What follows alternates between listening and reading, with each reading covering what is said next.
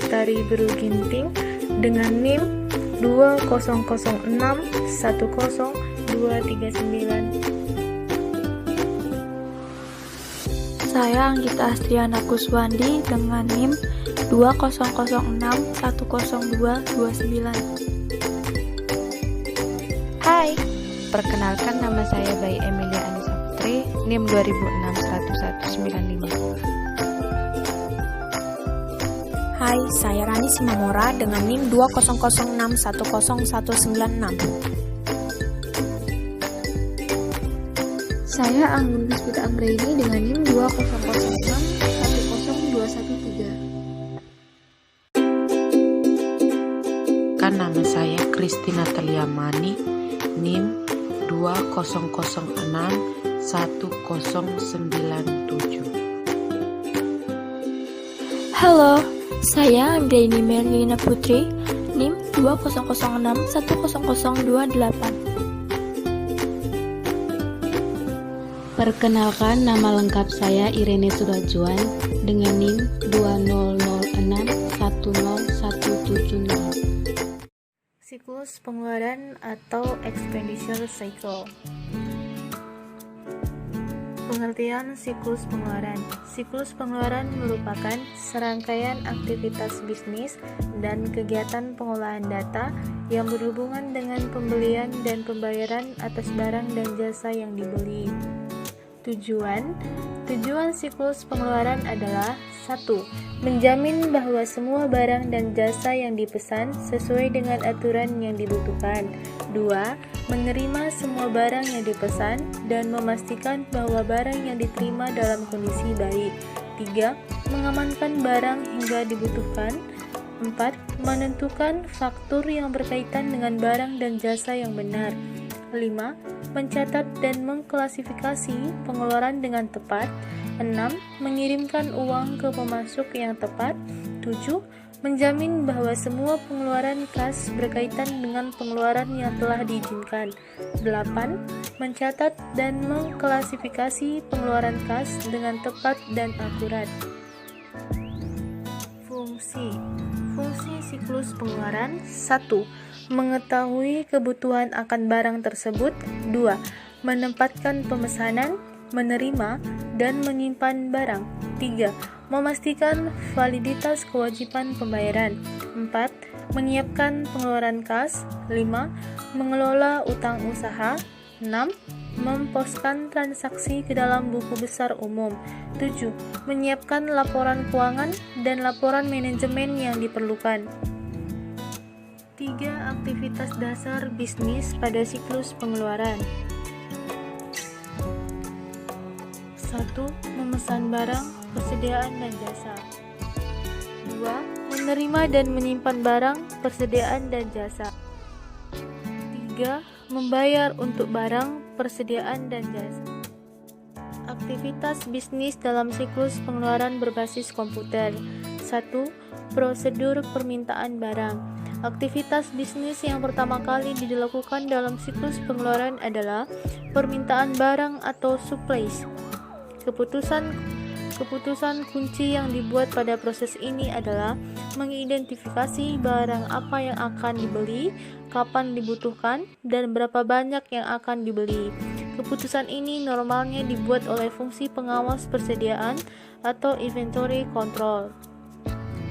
Meskipun informasi tentang kebutuhan barang diperoleh dari Departemen Penggunaan Barang, permintaan pembelian kadang-kadang juga dibuat oleh siklus produksi atau dari fungsi penjualan yang menyampaikan informasi tentang back order.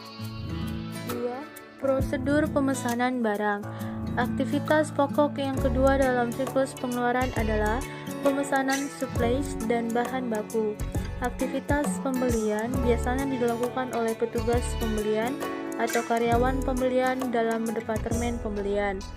Keputusan penting yang dibuat pada tahap ini adalah pemilihan pemasok dengan mempertimbangkan harga, kualitas, dan kualitas pengiriman.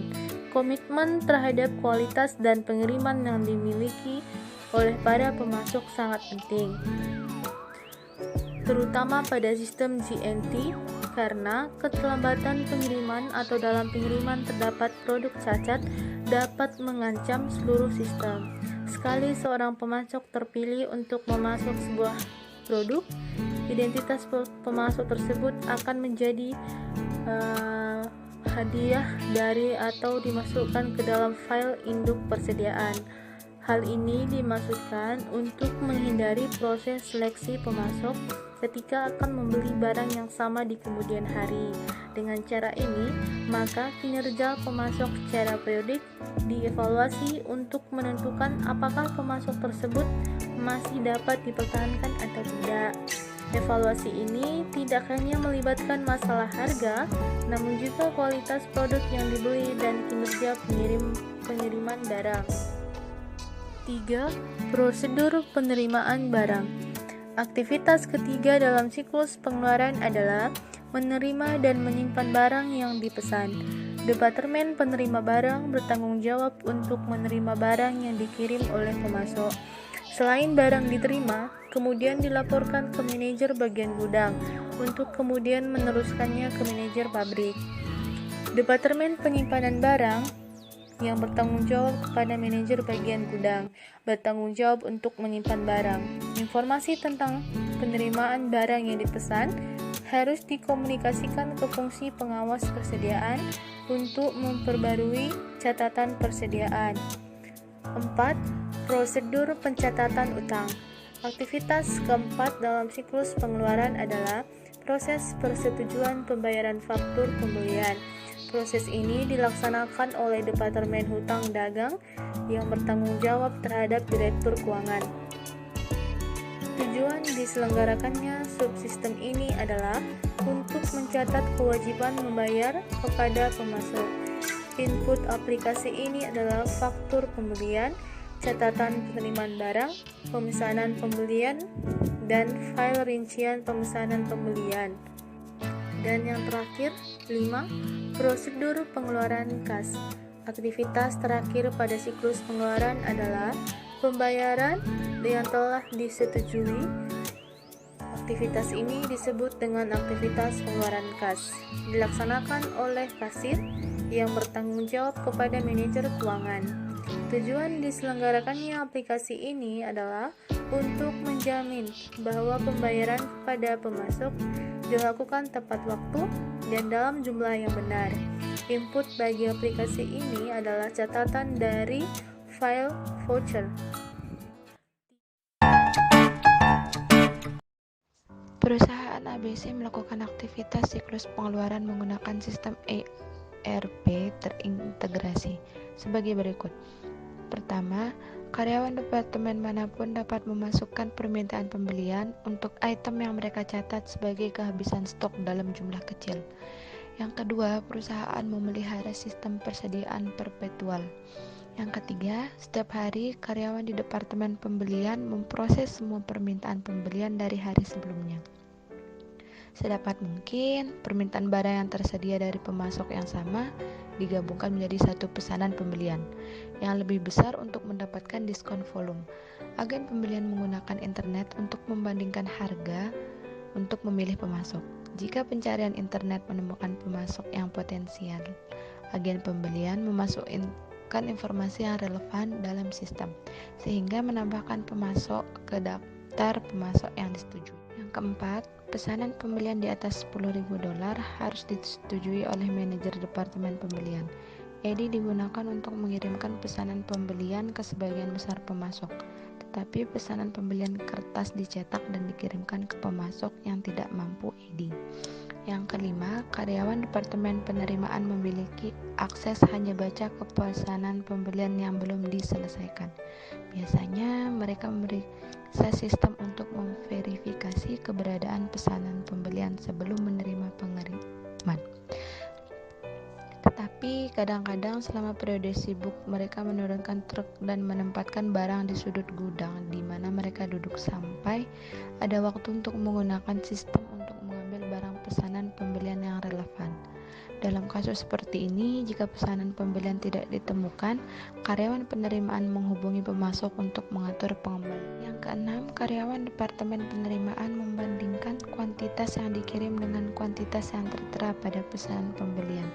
Setiap kali perbedaan lebih besar dari 5%, karyawan penerima mengirim email ke manajemen Departemen Pembelian. Karyawan menerima menggunakan terminal online untuk memasukkan jumlah yang diterima sebelum memindahkan material ke departemen toko persediaan. Yang ketujuh, persediaan disimpan di ruang terkunci. Selama jam kerja normal, seorang karyawan inventaris mengizinkan setiap karyawan yang menggunakan lencana identifikasi untuk memasuki ruangan penyimpanan dan mengeluarkan barang-barang yang dibutuhkan. Karyawan gudang inventaris menghitung jumlah yang dipindahkan dan memasukkan informasi itu ke terminal online yang terletak di gudang. Yang kedelapan, kadang-kadang barang khusus dipesan yang tidak disimpan secara teratur sebagai bagian dari persediaan dari pemasok khusus yang tidak akan digunakan untuk pembelian reguler. Dalam kasus ini, petugas bagian hutang membuat catatan pemasok satu. Yang kesembilan, semua faktur pemasok baik reguler dan satu kali dialihkan ke hutang usaha untuk ditinjau dan disetujui. Sistem dikonfigurasi untuk melakukan 3 arah otomatis, kecocokan faktur pemasok dengan pemesanan pembelian dan penerimaan yang sesuai laporan. Yang ke-10, tiap hari Jumat, faktur pemasok yang disetujui yang akan jatuh tempo dalam minggu depan diteruskan ke Departemen Bendahara untuk pembayaran. Kasir dan bendahara adalah salah satu pegawai yang diberi wewenang untuk mencairkan dana, baik dengan EFT maupun dengan mencetak cek. Cek dicetak pada printer khusus yang terletak di bagian bendahara menggunakan kertas khusus yang disimpan dalam lemari terkunci yang hanya dapat diakses oleh bendahara dan kasir. Cek kertas dikirim ke bagian utang untuk dikirim ke pemasok. Yang ke-11, setiap bulan bendahara merekonsiliasi laporan bank dan menyelidiki setiap perbedaan dengan saldo kas yang tercatat. Berdasarkan kasus tersebut, ditemukan beberapa kelemahan. Yang pertama adalah permintaan pembelian tidak ditinjau dan disetujui sebelum diajukan. Permintaan pembelian yang tidak ditinjau dan disetujui dapat mengakibatkan pemesanan barang yang tidak perlu. Solusinya, permintaan pembelian dari tiap departemen harus ditinjau oleh manajer departemen asal sebelum diproses. Kelemahan yang kedua yaitu sistem pengendalian persediaan formal (EOQ), MRP atau JIT tidak digunakan. Hal ini dapat mengakibatkan kekurangan maupun kelebihan persediaan.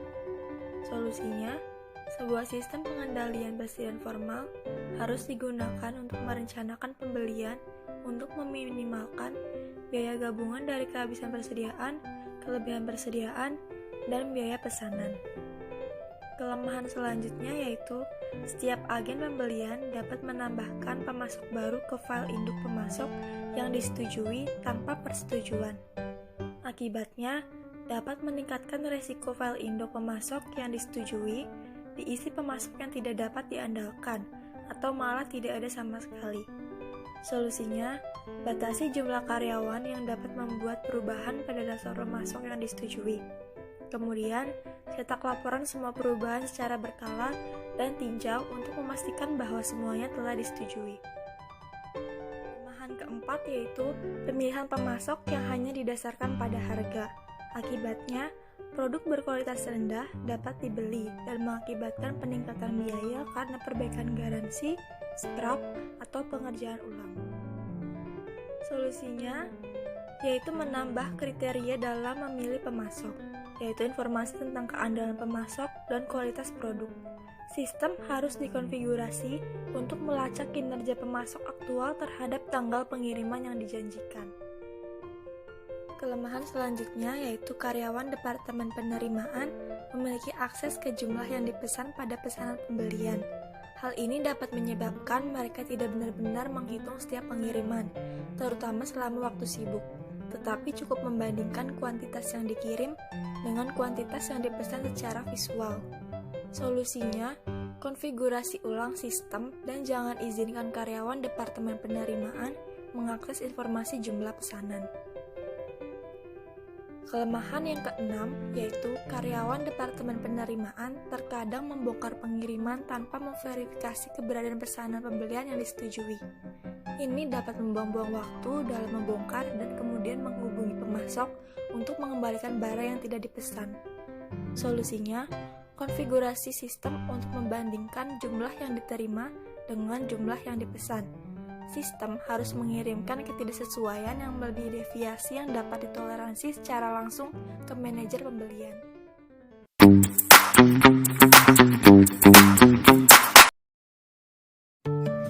Di sini saya akan menjelaskan kelemahan, masalah, dan solusi. Kelemahan yang pertama, karyawan Departemen Penerimaan menginformasikan perbedaan pembelian antara jumlah yang diterima dengan yang dipesan lebih dari 5%. Masalahnya, hal ini dapat mengakibatkan kegagalan untuk menyelesaikan masalah tepat waktu. Solusi untuk masalah tersebut, konfigurasi sistem untuk membandingkan jumlah yang diterima dengan jumlah yang dipesan. Sistem harus mengirimkan ketidaksesuaian yang melebihi deviasi yang dapat ditoleransi secara langsung ke manajer pembelian.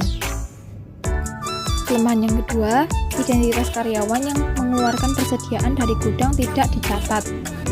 Hal ini dapat menimbulkan kesulitan dalam menyelidiki ketidaksesuaian antara jumlah persediaan yang tercatat dan yang sebenarnya. Solusinya, identitas karyawan yang mengeluarkan persediaan dari gudang harus dicatat. Ini dapat dilakukan menggunakan lencana ID seperti menggesekkannya ke mesin atau memasukkan ID pengguna di terminal online. Kelemahan selanjutnya adalah petugas bagian utang usaha dapat membuat catatan pemasok satu kali tanpa peninjauan dan selanjutnya menyetujui pembayaran kepada pemasok tersebut. Hal ini dapat mengakibatkan kemungkinan penipuan pencairan. Solusinya, sistem harus dikonfigurasi untuk mencetak daftar semua pemasok satu kali dan manajer meninjau daftar tersebut secara teratur. Bagian utang usaha seharusnya tidak dapat membuat catatan pemasok baru. Tugas tersebut hanya boleh dilakukan oleh manajer pembelian. Selanjutnya, kelemahannya tidak ada indikasi bahwa dokumen pendukung dalam pocket voucher ditandai dibatalkan atau dibayar setelah digunakan untuk mengeluarkan cek. Hal ini dapat mengakibatkan pembayaran duplikat. Solusinya, sistem harus dikonfigurasi untuk menandai dokumen dalam pocket voucher sebagai dibayar ketika digunakan untuk menghasilkan cek atau pembayaran EFT. Kelemahan selanjutnya adalah cek dikembalikan ke bagian utang dagang untuk dikirim ke pemasok. Ini dapat memberi kesempatan untuk mencegat dan mengubah cek. Solusinya, cek harus dikirim melalui pos oleh kasir atau asisten kasir. Kelemahan yang terakhir adalah bendahara yang memiliki kemampuan untuk menulis cek dan mengesahkan pembayaran EFT juga melakukan rekonsiliasi rekening bank. Masalahnya, ini memberikan kesempatan untuk melakukan penipuan dan menutupi perbedaan dengan mengubah rekonsiliasi. Solusinya adalah, seseorang selain kasir atau bendahara harus menyelesaikan laporan rekening bank tersebut.